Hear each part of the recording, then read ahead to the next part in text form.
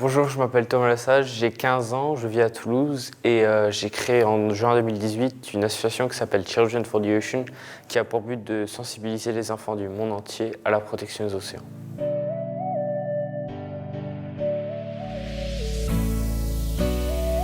Ce qui m'a poussé à faire ce tour du monde pendant 4 mois organisé par Classe Flotte, c'est surtout le fait d'être sur l'océan pendant 4 mois, d'être à la fois témoin des menaces qui pèsent sur l'océan et à la fois constater toutes les merveilles que l'océan peut apporter.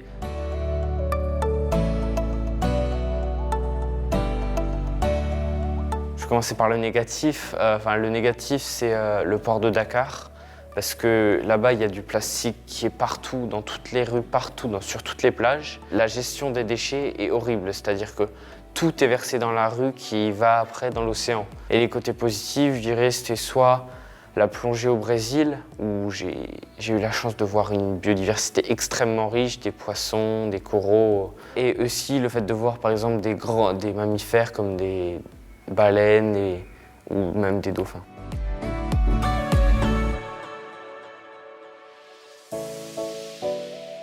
Les actions de Children for the Ocean sont simples. D'abord, d'informer et de sensibiliser les enfants du monde entier à la protection des océans.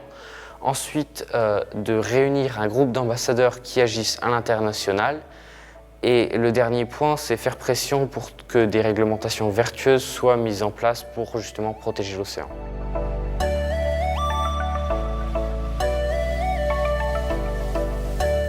D'abord, je suis d'origine bretonne, donc j'ai toujours été curieux de la mer et de tout ce qu'elle cache, de tout ce qu'elle dissimule, les mammifères, la vie aquatique, de tous ces récifs.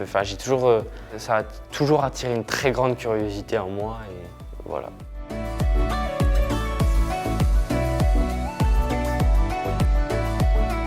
J'ai envie de dire, il faut être optimiste, mais on n'a pas vraiment le choix. Et à la fois, ça me rend optimiste quand je parle à tous ces enfants qui sont motivés et qui sont informés. C'est vrai que la plupart des enfants, ils connaissent déjà le sujet, donc ça me rassure.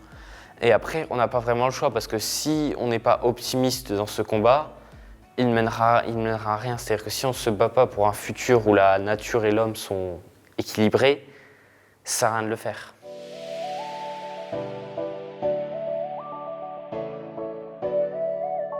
Durant les sessions avec les enfants, j'essaie vraiment d'être le plus proche d'eux, c'est-à-dire qu'on sort du cadre professeur-élève et ça, tout de suite, ils interprètent le message différemment. C'est-à-dire qu'en justement attirant leur attention, leur curiosité aussi, parce que c'est un jeune qui parle à d'autres jeunes, donc en attirant cette curiosité, ils interprètent le message différemment et c'est vrai que la plupart du temps, ils sont beaucoup plus réceptifs, beaucoup plus curieux.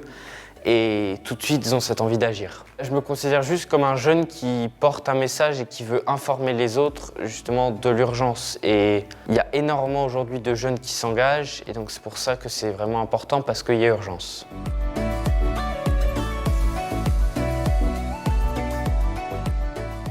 Plus tard, j'aimerais beaucoup travailler en rapport avec l'océan et j'aimerais justement beaucoup faire du droit à l'environnement et du droit sur l'océan justement.